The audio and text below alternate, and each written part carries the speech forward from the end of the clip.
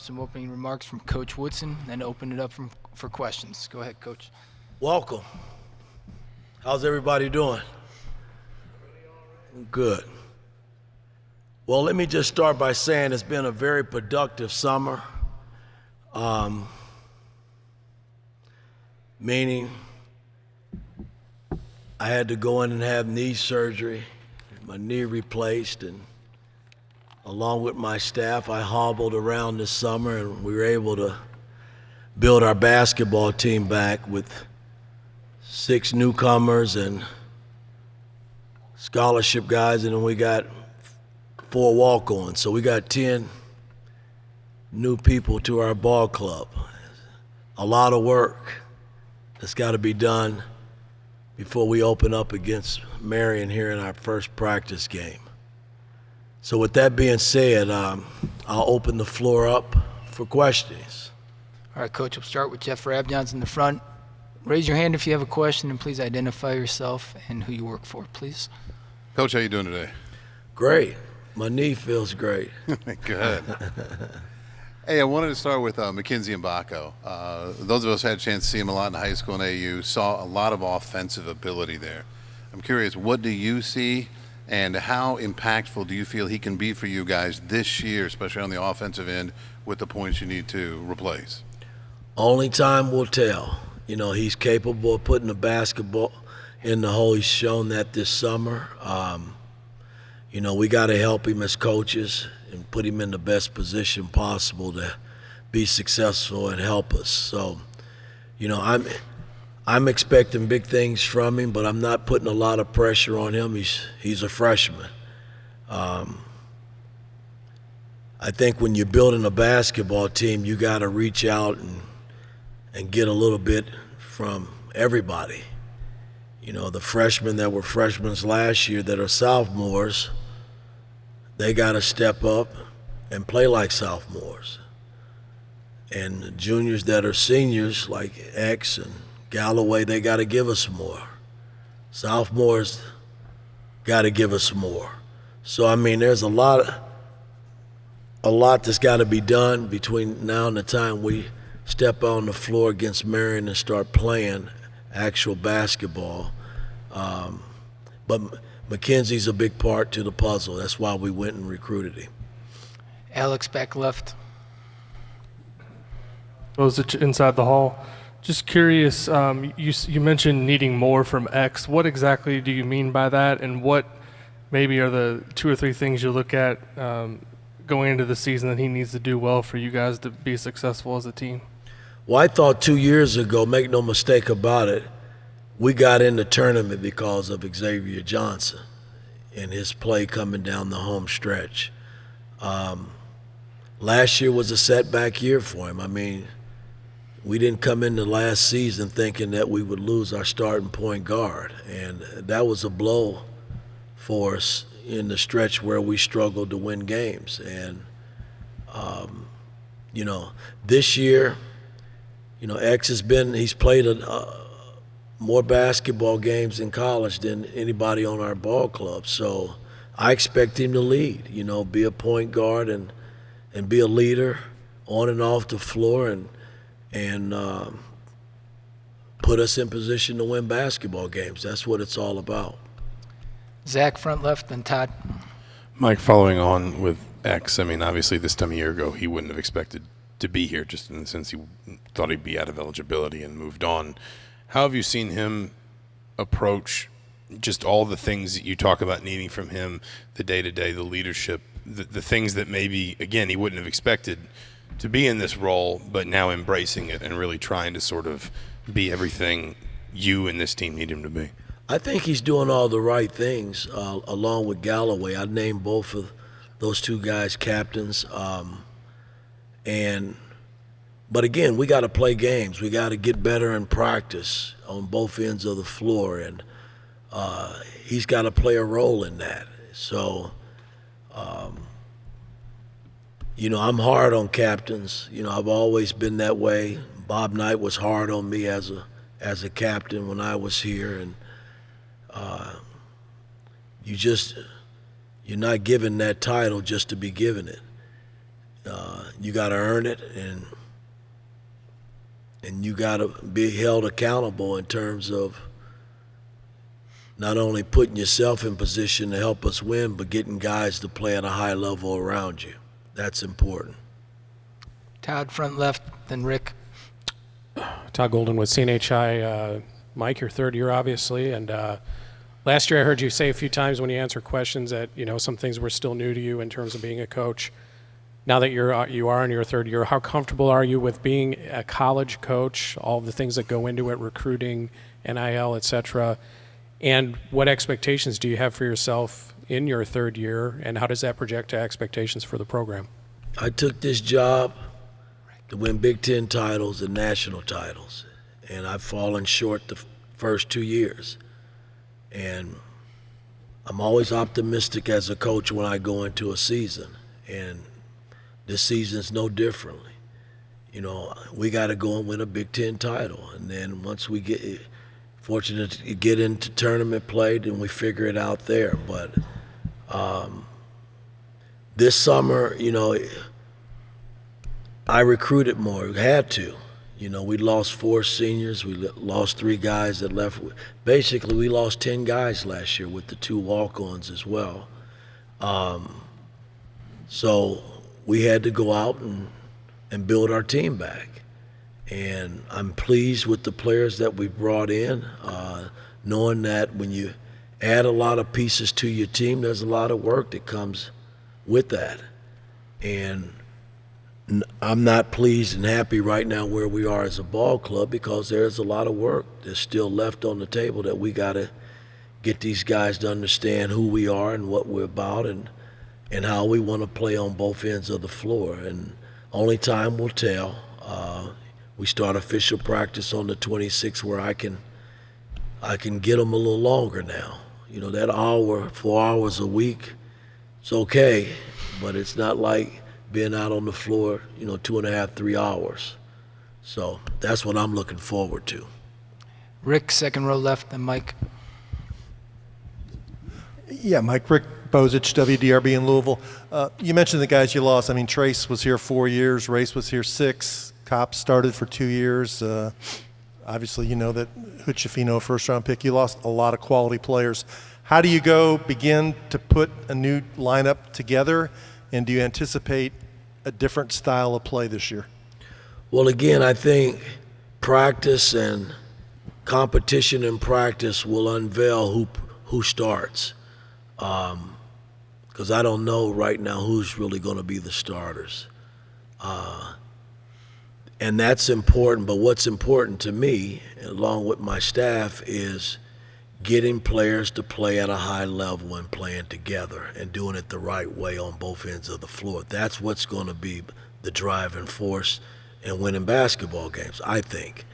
And, I think all our guys are curious, they're eager, they come to work, they accept coaching. And that's important when you're talking about building a team. So only time will tell. It's hard to sit here and predict anything. I would never do that anyway. But at the end of the day, hard work, guys dedicated to what we're trying to get done, will put us in position to win basketball games, I think. What about style of play? Well, it's hard to say. If I asked you guys, did we post the basketball more than we ran pick and roll last year, you would probably say we did, but we didn't.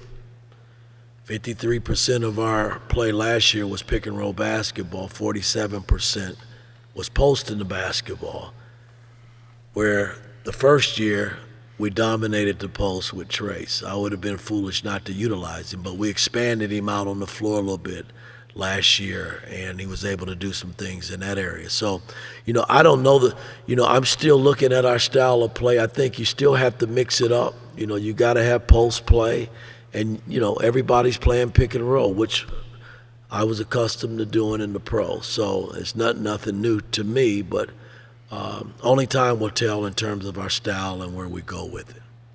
Mike, second row left. Yeah, Mike Nislek from the Bloomington Herald-Times. You mentioned the turnover, 10 new faces. Does your experience as an NBA coach with free agency and all that make you better suited to sort of handle the transfer portal era and all the kids coming in and out? Do you think that helps kind of being able to build a team when you're used to, in the NBA, having to flip over a roster quicker than, college used to be? Well, I did it. I did it in Atlanta, where we flipped that roster within 2-3 years. But I can't sit here and say, look, I gotta wait. I don't want to wait till my clock's ticking. I want everything this year. But in New York, I did it in 1 year, where we bought in 9 players and surrounded Carmelo Anthony with 9 different players, and was able to go and win the division and get to the second round of the playoffs. So that was a good run for our ball club. But I had veteran guys when I did that. I'm dealing with young players now, so you have to be patient with a lot of these young guys, and I understand that, but then on the flip side, I got to be myself, and I got to coach and push and try to get guys to do things at a higher level than probably they're used to doing. So that's going to be important moving forward, I think. Seth, front row right, then Zion. Seth Tao with the Daily Hoosier. Mike, your sophomores, CJ, Caleb, and Malik, how do you see them attack this offseason, and what steps are you looking for those guys this season? The beauty about this summer, a lot of these guys, they stuck around and they put in the work, especially CJ and Caleb Banks. I'm expecting more out of them. They're not freshmen anymore, and I need more. We need it as a ball club, and they're working in that area. They've done some pretty good things this summer for us, but we still, as a team, we have a ways to go yet. Zion, front right, then Mason. Zion Brown, Indy Star. Going back to the roster turnover, kind of when you're in the portal or you're getting those late recruits like McKenzie, what type of players did you try to approach and try to go after this year? Well, you talking about this summer? Yes, throughout the summer. Well, again, when I might have told Zach in our interview, listen, when I took this job, I made it clear to my staff that we had to go and recruit the best players. And they were like, what the damn, Woody, you just got here. You just can't go to the top. And I'm like, why not? And I think we've positioned ourselves to be able to sit at the table with all the top players.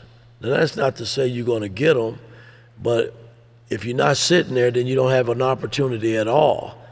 And, McKenzie kind of stumbled into our hands, and which was an amazing story. I don't want to get too deep into it, but at the end of the day, his mom gave us an opportunity to recruit him.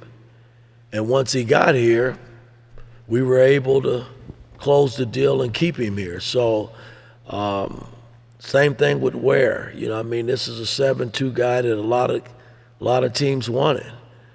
But it takes work. My staff, coaching staff, have done a tremendous job in putting me in position to be able to get to the table and sit with these guys and be able to talk Indiana basketball and what I think and how I think they can help us and how I can help them. Mason, third row left. Coach Mason Williams with thehoosier.com. You've talked in the past about the importance of scheduling tough early in the preseason. You've got a lot of new faces this year. How do you expect that gauntlet that you've put together in a non-conference to kind of form the team chemistry this year? Well, it's going to put us in a position. We have a tough schedule this season. I thought the last 2 years our schedule was tough. My thing is, it doesn't matter who you play. If you're not ready to play and ready to play at a high level, any team in college basketball can beat you. I like competition. That's my nature. That's how I've been all my life as a player and coach. You can't be scared of competition, man, or you in the wrong game. And this season is a tough season, in terms of scheduling and the teams that we fielded this year to play. But it's what it is, man. We just got to take it one game at a time and see what happens. Tom, back left. Hey, Coach. Tom Bruce, Sports Illustrated Indiana. one of the things about when you sit at the table with the best players is when they get here that, much like Jalen last year, they might only be here for a year. With a 6-year point guard and those potential things this year, do you feel like there's more of a sense of urgency to be really good fast? Because this is with this group, it's really just maybe just 1 year with this specific group? Well, that's a great question. There's always urgency on my part. I mean, I want to win now. And losing Jalen and Trace, that's huge. But hell, it gives other guys an opportunity to step up and play and be noticed and make a difference and help your team win basketball games, because that's what it's all about. I like our players that we've landed. And it's on me. I gotta coach them up and get them ready to play basketball. That's what it's all about. All right, Coach, back row TV. Hey, Mike, Dominique Yates, WLKY in Louisville. You mentioned the goals of wanting to win a Big Ten title. From your first 2 years, what were your observations of the conference, and just, what will it take for your guys to try to get over that hump and win one? Well, again, I thought we put ourselves in pretty good position the last 2 years. In the tournament, we were right there. I just didn't get them over the hump, man. And, that's something that I live with every day of my life, and somehow I got to get them over the hump. I'm the coach, and I got to get them over the hump where we can hang another banner in here. That's all I think about, man. I don't think about anything. It's not about me. It's about these student athletes that I've fielded this year for our ball club, and I got to try to put them in the best position possible to be successful. Back row middle. Mike, Andrew Chernoff, Wish TV. You mentioned X and Trey as two guys who are captains on this team. How have you seen them grow into those roles as captains? Well, they've earned it.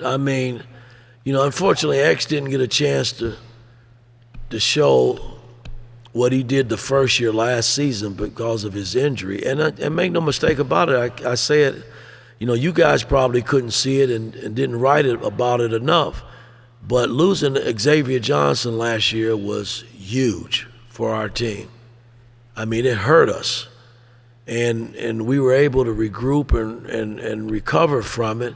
And a lot of that had to do with Jalen and the supporting cast. We didn't feel sorry. We got after it in practice and was able to maintain.